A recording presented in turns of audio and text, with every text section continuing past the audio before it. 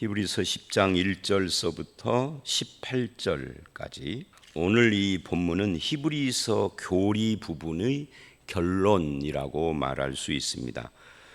지금까지 우리가 봤던 7장부터 9장까지를 정리한 내용이고요. 조금 더 넓게 보면 4장 14절서부터 계속된 9장까지 계속된 이 대제사장에 대한 이야기의 마무리라고 그렇게 말할 수 있습니다. 이 본문은 1절로 4절, 5절로 10절, 그 다음에 11절로 14절, 15절로 18절 이렇게 네 문단으로 나누어져 있어요. 1절로 4절은 율법은 그림자고 예수 그리스도가 실체다 하는 것을 말하는 그런 내용입니다. 율법은 장차 올 좋은 일의 그림자일 뿐이요 라고 1절이 시작을 하는데 이게 1절로 4절 전체의 주제인 거죠. 여기서 장차 올이라는 이 말은 전에도 며칠 전에 설명을 어디서 했던 것처럼 이 성경에서 장차, 장래 이런 말을 할 때 잘 생각을 해야 합니다. 읽는 우리의 입장에서 장래는 아니에요. 일단 왜냐하면 성경을 쓸 때는 우리 시대에 쓴 것이 아니라 신약은 2000년 전에 쓴 거고 구약은 3500년 전에 쓴 책으로부터 시작을 해서 2500년 전에 쓴 책까지 한 1000년 기간이 있어요. 구약은 그리고 신약은 2000년 전에 쓴 거고, 그렇기 때문에 성경의 장래나 장차라는 말은 우리 입장에서 장래 이렇게 생각하시면 안 됩니다. 근데 그렇게 보는 분들이 굉장히 많아요. 가지고 뭐든지 갖다 재림, 말세 이렇게 이야기를 하고, 성경의 말세하고 틀려. 또 성경의 말세는 예수님 초림부터 말세를 이야기하는 건데 그렇게 보셔야 하고, 또 이게 신약 시대에 쓰였지만 2000년 전 그때로부터 장차나 장래를 말하는 것도 아닙니다. 이 구절은. 근데 어떤 구절은 그때를 말하는 구절도 있겠죠. 그러나 대부분 그런 이야기가 아닙니다. 특히 예수님에 대해서 말을 하거나 할 때에는 그 구약이 기록된 그때로부터의 장차나 장래를 말하는 거예요. 그래서 이게 예수님에 대한 이야기다 하는 이야기예요. 그러니까 장차 좋은 일, 이건 예수님을 말하는 겁니다. 신약 시대를 말하는 것이고요. 왜? 율법은 했기 때문에. 율법이 주어잖아요. 율법은 언제 주어진 거예요?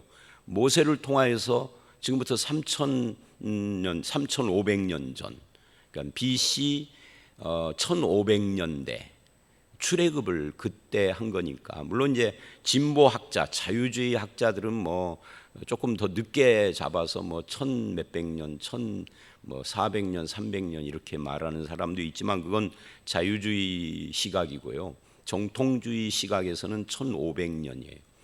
1500년 전에 율법을 주셨는데, 모세를 통해서 그때 율법을 주실 때로부터의 장차 좋은 일입니다. 그러니까 율법이 아닌 거죠. 율법이 좋은 일이라면은 장차 좋은 일이라는 표현을 안 했죠. 그래서 율법보다 더 좋은 것이 뭘까 할 때 그거는 예수 그리스도가 온 것 말고는 없는 거예요. 인류 역사에서, 특히 성경 역사 속에서는. 그래서 예수님을 말하는 겁니다. 그래서 율법은 예수님이 오시는 것에 대하여 보여주는 그림자다 이렇게 말을 해요. 제가 어제 저녁에 7시부터 9시까지 청년 2부 수련회에 10계명 요즘 설교를 마쳤잖아요. 그래서 10계명 전체를 가지고 청년들에게 강의를 해달라 해서 가서 강의를 했어요. 그런데 율법이 10계명 강의를 10계명 자체만 가지고 하면은 예수 믿는 사람의 시각이라고 볼 수가 없죠. 그 자체를 말하면서 동시에 예수님은 그걸 뭐라고 설명을 했는가, 이것을 함께 봐야 온전한 것이잖아요. 그런 거고 비슷해요. 그러니까 율법은 그 자체로 틀렸거나 이런 건 아니지만 그 자체로 완성의 개념이 아닙니다. 예수님이 오셔서 성취되는 것을 바라보고 준 그런 성격을 가지고 있다. 그림자 성격이다. 그림자가 있으면 뭐가 있어요? 실체가 있는 거죠. 그래서 히브리서에서 어제도 말씀드린 것처럼, 그리고 요즘 계속 말한 것처럼, 히브리서는 모형, 상징, 그림자, 뭐 이런 것들, 비유, 이런 말들이 계속 등장을 했었습니다. 그리고 이런 표현들은 전부 다 구약의 율법이나 제사제도, 율법과 제사제도는 구분이 안 돼요. 왜?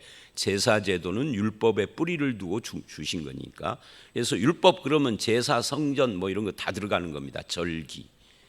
근데 요즘도 절기 지키는 이단이 있는데 거기에 젊은 사람들이 많이 미혹돼 있잖아요. 그러니까 이 히브리서 같은 이런 책을 이해를 잘 못하는 겁니다. 그러니까 말씀 위에, 말씀 진리 위에 바르게 서 있지 않으니까 이단에게 미혹되는 겁니다. 신천지가 됐던 하나님의 교회가 됐던. 그거는 왜 그러냐면 목사들이 그걸 잘 안 가르쳐서 그런 거죠. 물론 본인 책임도 있어요. 본인이 안 읽어서 그런 거니까, 1차적으로는. 그래서 율법은 장차 올 좋은 일, 예수님의 그림자일 뿐이요 참 형상이 아니므로. 참 형상은 예수님이다. 율법의 참 형상. 그래서 예수 그리스도라는 시각으로 율법을 볼 필요가 있다는 거죠. 그렇게 보면 율법의 완성자는 예수님입니다. 내가 율법을 완성하러 왔다라고 마태복음 5장 17절은 말합니다. 폐하러 온 것이 아니오라는 말씀 때문에 자꾸 율법주의로 가는 사람들이 있어요. 그 말은 율법을 폐지하러 온 것이 아니라 완성하러.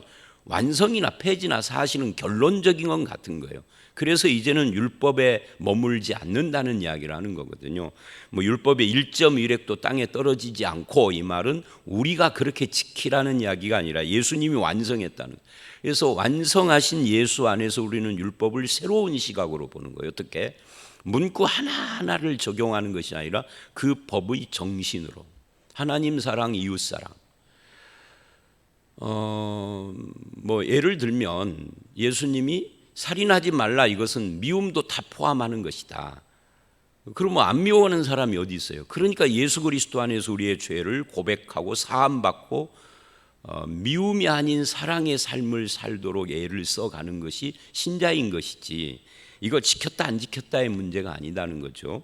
자, 다시. 그래서 참 형상이 아니므로, 그래서 어떤 일이 일어나요? 해마다 늘 드리는 같은 제사. 율법으로 시작해서 제사로 갔어요. 왜 그렇다고요? 제사의 뿌리가 율법이니까. 그래서 늘, 여기서 해마다 늘 드리는, 이게 핵심 표현이죠.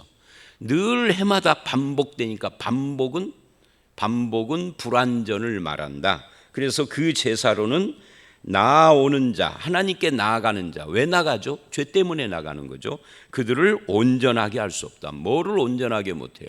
죄 사함을 온전히 줄 수 없다 하는 이야기입니다. 이게 율법에 근거한 제사제도의 부족한 부분이다 하는 것을 말하고 있어요. 반복되는 제사. 그래서 10장 1절로 18절은 앞에 말해왔던 것의 반복이면서 이거를 총 정리하는 결론 이야기다라고 할게. 서론에서 아까 말을 했죠. 2절 그렇지 아니하면이라는 말은 그 율법에 근거한 제사로 사람들을 온전하게, 속죄를 온전하게 했다면, 그런 뜻이에요. 그렇지 아니하면, 그랬다면 섬기는 자들이 단번에 정결하게 되었을 것이다. 네, 되었을 것이다. 이 말은 되지 못했다라는 것을 반영하는 거죠. 율법에 근거한 제사가 드리는 자를 온전하게 못했다. 그래서 죄를 해결하지 못했다. 만약에 죄를 해결하고 온전하게 했다라면 제사 드리는 일을 반복하지 아니하고 중단했을 것인데, 계속하는 것을 보니 불완전했다 하는 것을 말을 해요. 다만 그 제사를 통하여 죄를 깨닫는 일이 없어졌을 텐데 있다, 그 말이죠. 어찌 제사 드리는 일을 그치지 아니하였으리요. 그러면 여기서 우리가 이런 질문이 생겨요. 그러면 구약 시대의 사람들은 어떻게 속죄를 받았을까요? 제사는 그림자고 참 형상이 아닌데, 죄를 완전히 속죄하는 것이 아니라 깨닫게만 했는데. 그래서 이제 이 좋은 예가 다윗입니다. 다윗은 하나님 마음에 합한 사람이라고 했으니까 우리의 예가 되죠.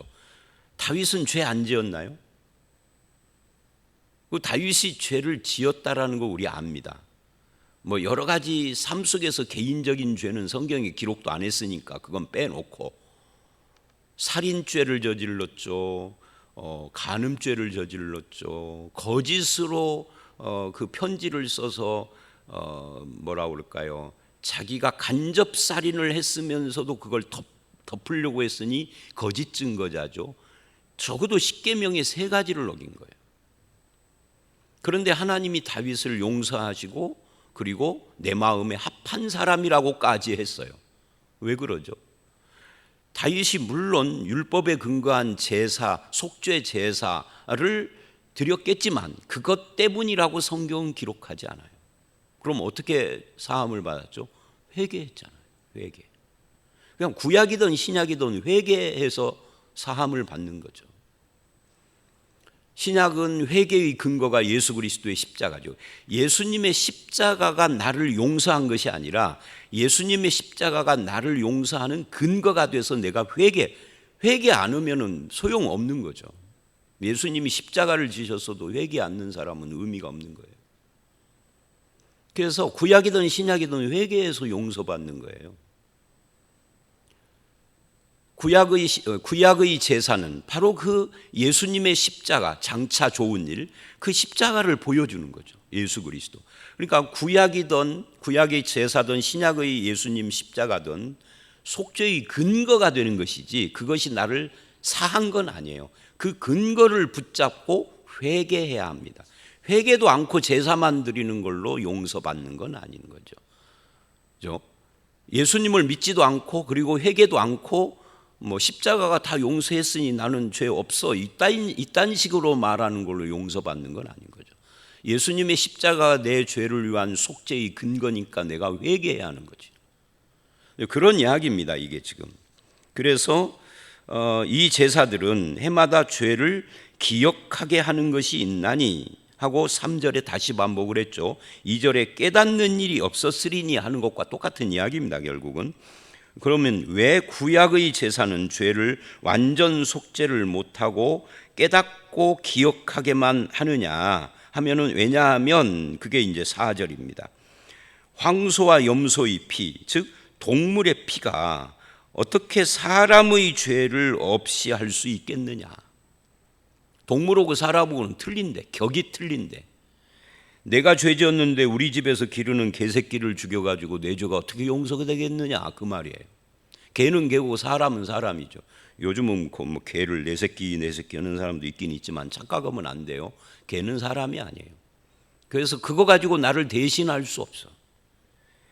죄와 죄의식을 기억하는 것이 필요하다, 그 말이에요. 하나님의 의도는 뭐예요? 이걸 통해서 죄인임을 인정하고 회개하도록 하는 건데, 그것도 온전한 게 아니죠. 구약에서는 예수 그리스도가 와야 하는 거죠. 예수의 구속의 그 구속을 바라보게 하려고 이렇게 구약의 제도들을 마련을 했습니다. 그리고 그 중에서도 회개하는 자는 용서하시고. 그래서 이제 5절서부터 10절은 예수님이 오심을 말을 해요. 1절로 4절의 원리 때문에 예수님이 필요한 거죠. 이게 바로 1절이 말했던 장차 올 좋은 일, 그게 바로 예수님이에요. 그래서 그러므로 하고 5절이 시작해죠. 주께서, 그래요. 이 주께서는 하나님이 아닙니다. 성부 하나님이 아닙니다. 그러면 누구예요? 예수님이라고 해도 맞지 않습니다. 이 주께서라는 것은 성자 하나님을 말합니다. 목사님, 성자 하나님이 예수님이죠. 아니요, 그 같은 것이 아닙니다. 주께서 세상에 임하실 때, 아직 임하지 않았죠. 임하실 때입니다. 성자 하나님이 세상에 임하신 뒤에는 그게 예수 그리스도예요. 그러나 아직 임하시기 전에는 성자 하나님입니다. 왜 이게 구분이 되죠? 예수님과 성자 하나님이 구분되는 이유는 딱 하나예요. 육체를 입었느냐, 육체가 없느냐. 육체가 있느냐 없느냐, 이것 때문입니다. 육체가 아직 없으니까 주께서는 성자 하나님이죠. 근데 그 주님이 세상에 임하실 때, 이때는 이제 예수님이죠. 사람의 몸을 입었으니까.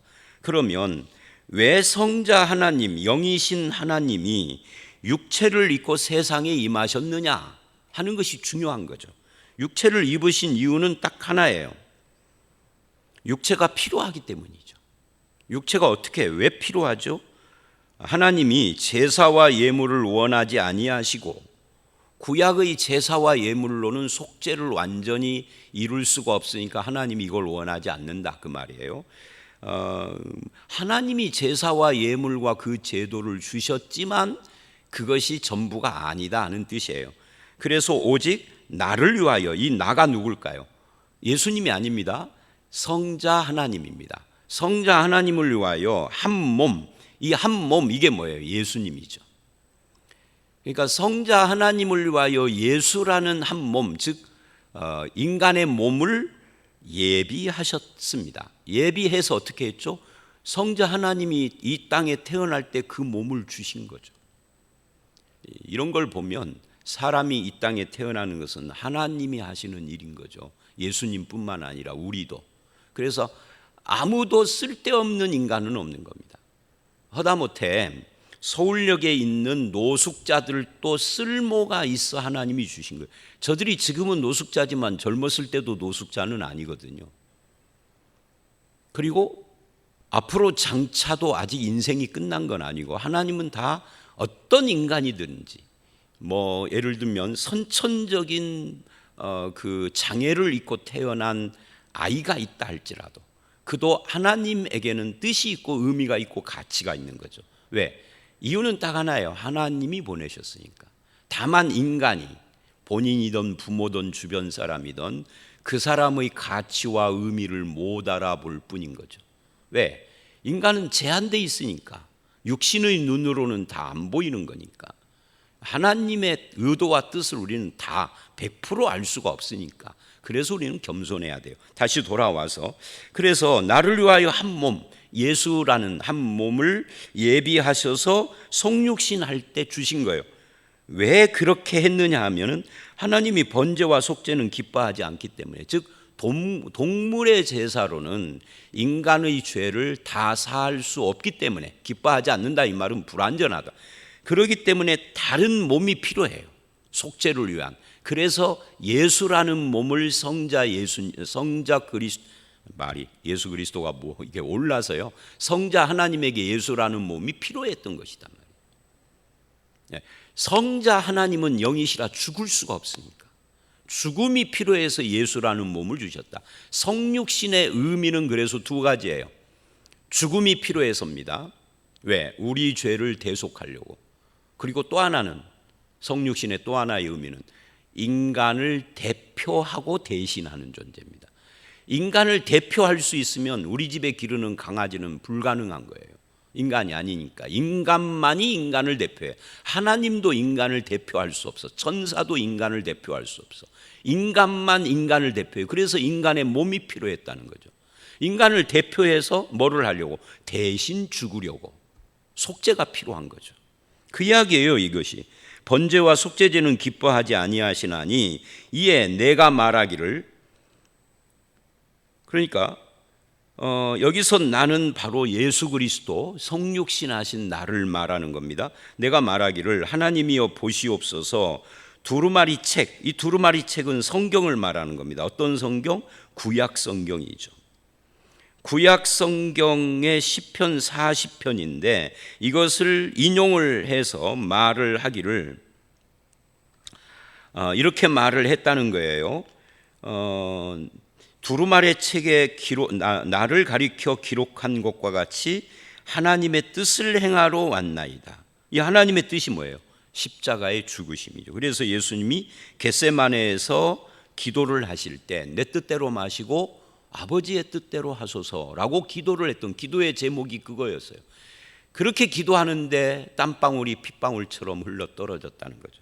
우리는요, 아버지 뜻을 이루소서 하는 기도를 하면 열심히 안 나. 내 뜻을 이루어 달라고 고집을 하고 기도해야 기도가 세게 나와. 근데 예수님은 반대야. 하나님의 뜻을 위하여 기도하는데 땀방울이 핏방울처럼 떨어져. 우리 기도는 뭔가 좀 문제가 있는 거죠. 내 뜻, 내 소원이 담긴 기도만 열심히 나오고 하나님의 뜻을 위한 기도는 대충 하는. 우리는 조금 기도가 좀 핀트가 잘못 맞춰져 있는 거예요. 자, 어쨌든 뜻을 행하러 왔나이다 라고 그렇게 하셨다는 거죠. 그래서 성육신 하시고 그 다음에 그 몸으로 십자가를 지신 겁니다. 그게 이제 예수님에게 몸이 필요한, 즉 성육신이 필요한 이유인데, 그 이유는 율법의 한계 때문이다. 율법에 근거한 제사제도의 한계 때문이다. 그걸로는 온전한 속죄를 할 수 없기 때문이다. 그래서 이제 8절은 지금까지 이야기, 5절서부터 7절까지 이야기를 다시 반복하는 거예요. 내용이 위에 말씀하시기를, 위에 5절로 7절, 주께서 제사와 예물과 번제와 속죄제는 원하지도 않고 기뻐하지도 아니하신다 하셨고, 이는 다 율법을 따라 드리는 것이기 때문에 기뻐하지 않는 겁니다. 그래서 예수님이 오셨습니다. 그 후에 말씀하시기를 보시옵소서, 이게 이제 그 보시옵소서 하고 어디에서 말을 했어요? 7절 보시옵소서 두루마리 책에 한 것을 또 반복한 겁니다. 9절. 그러니까 8, 9절은 앞에 이야기를 그대로 반복한 거예요. 보시옵소서 내가 하나님의 뜻을 행하러 왔나이다 하셨으니 여기까지. 그래서 이게 어쨌다는 거예요. 첫째 것을 폐하시고 둘째 것을 세우려 하신 것이다. 그럼 첫째 것은 뭐예요? 율법과 율법에 근거한 제사제도입니다. 그래서 예수님이 오셨다라는 것은 첫 것을 폐하신 것이다. 율법과 제사제도. 그래서 예수님으로 말미암아 율법은 완성돼서 폐하여진 겁니다. 폐하여졌기 때문에 우리하고 상관이 없는 것이 아니라 이제는 율법을 통하여 그 정신을 배워야 하는 거죠. 제사제도는 폐하여져서 그래서 어떻게 됐다는 거예요? 구약의 제사제도 나오는 부분은 우리가 읽을 필요가 없나요? 아니죠. 제사제도가 나오는 말씀들을 읽으며 그것으로 예수 그리스도의 십자가의 제사의 완전성을 살펴야 하는 거죠.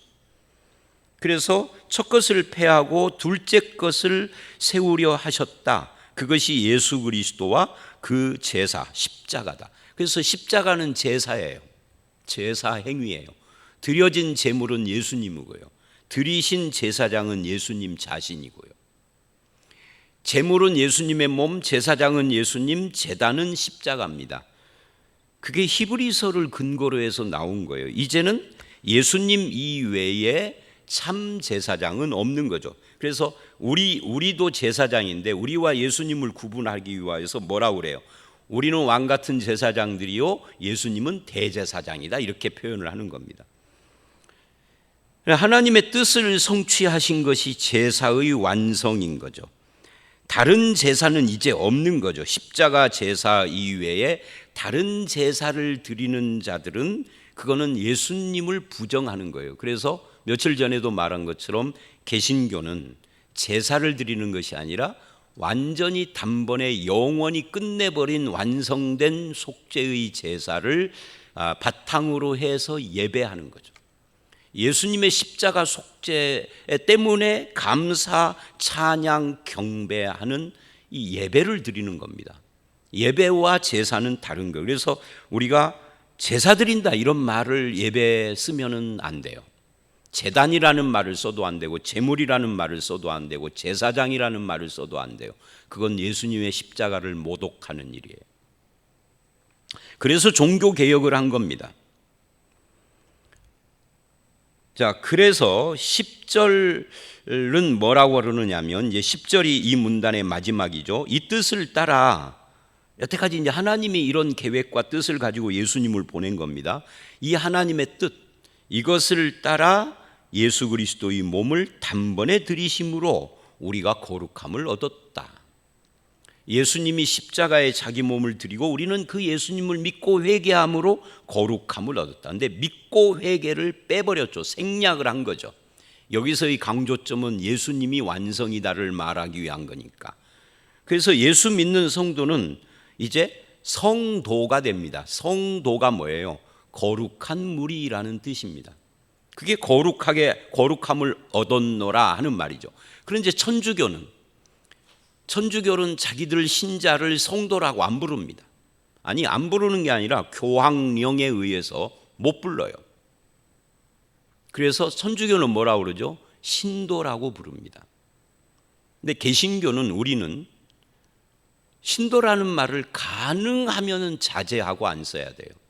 우리는 신도가 아닙니다. 어떤 종교의 신도가 아니라 우리는 성도입니다.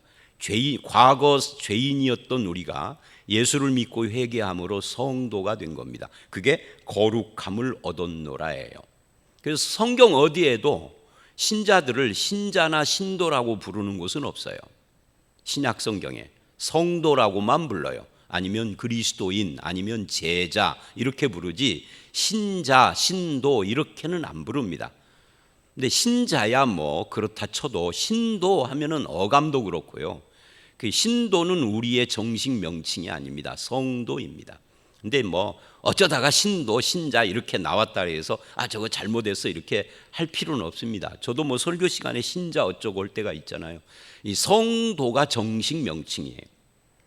그 이유는 예수님의 완전한 속죄의 제사의 효력 때문에 그렇습니다.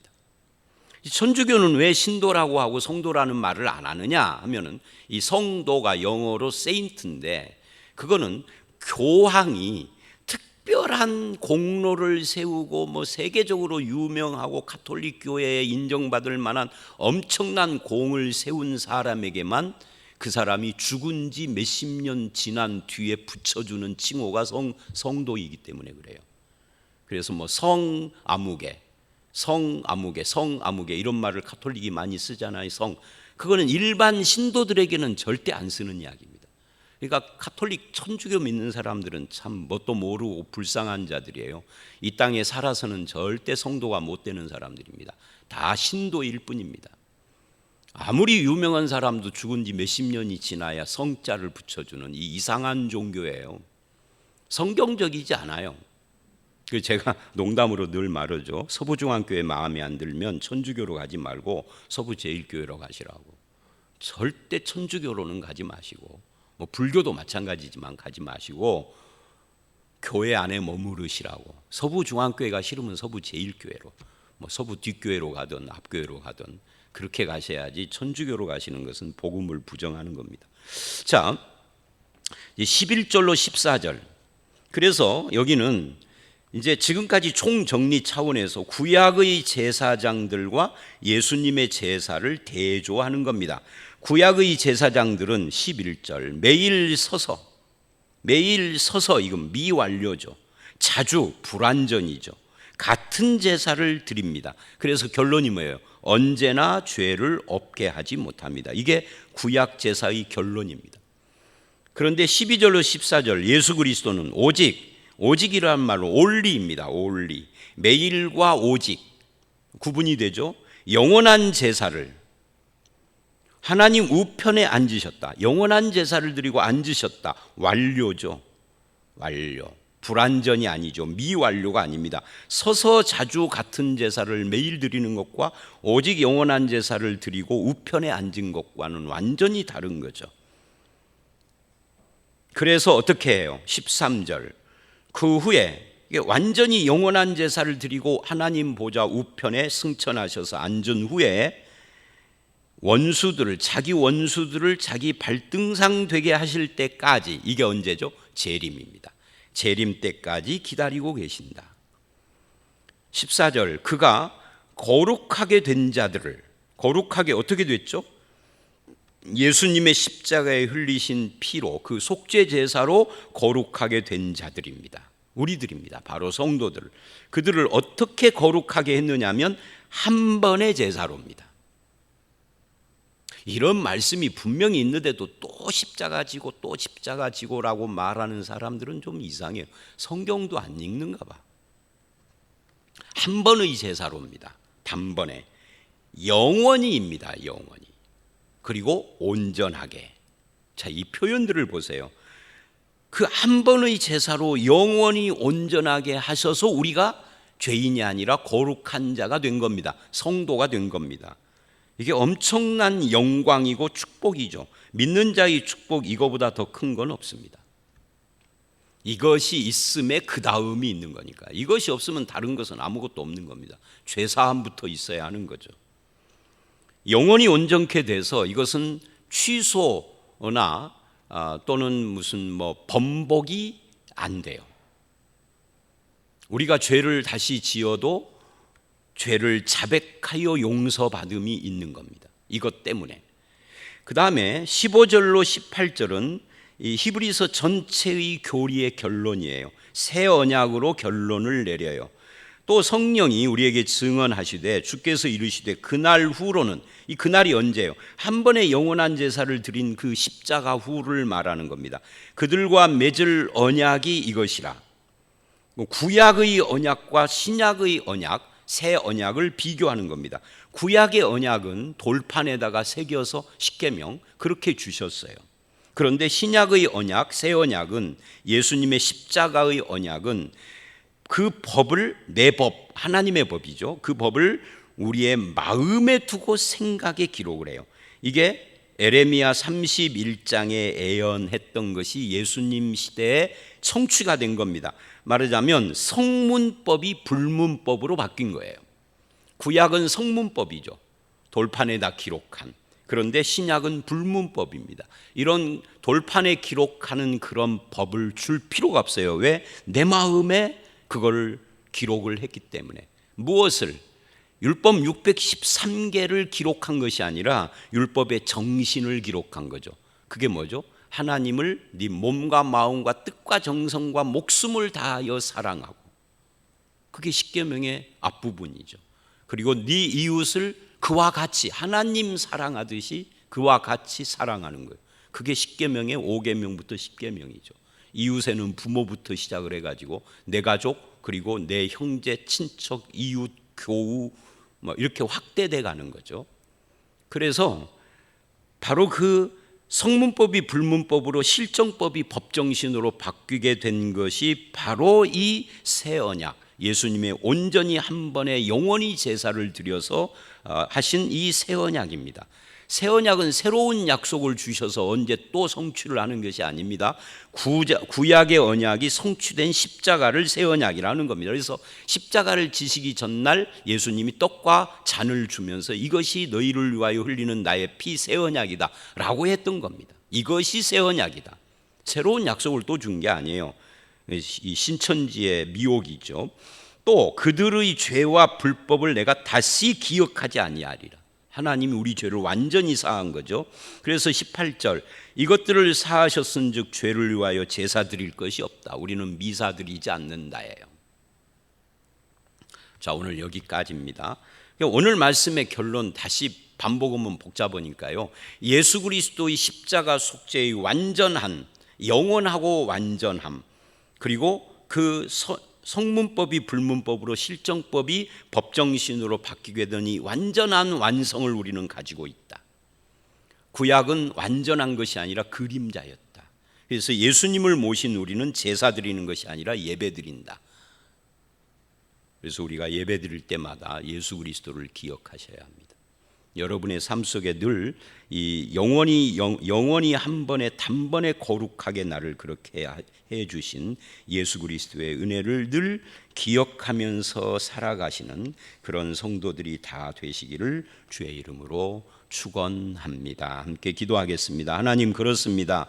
예수 그리스도는 한 영원한 제사를 드리시고 하나님 우편에 앉으셨으며 우리를 거룩한 성도로 만들어 주셨으며 그 법을 마음과 생각에 기록하여 그 법정신대로 살아가도록 우리를 성령으로 인도해 주시는 그런 주님이신 것을 알았습니다. 우리의 남은 생애가 그렇게 살아가는 은혜가 넘치도록 인도하여 주시옵소서. 예수님 이름으로 기도드려 싸움나이다. 아멘.